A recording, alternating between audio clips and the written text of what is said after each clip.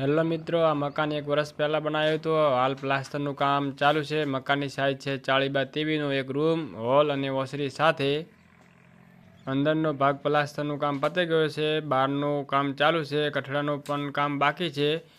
આવા મકાનના fancy video જોવા માટે અમારી ચેનલને સબસ્ક્રાઈબ કરો. તમને નવા ડિઝાઇનમાં નવા રૂપમાં વિડીયો જોવા મળશે. અને આવા ફેન્સી મકાન બનાવવા માટે હાલ 6 લાખ ખર્ચો થાય છે. મકાનની સાઇઝ હશે એ પ્રમાણે ખર્ચાનું નક્કી થાય છે. જય રામાધણી મિત્રો.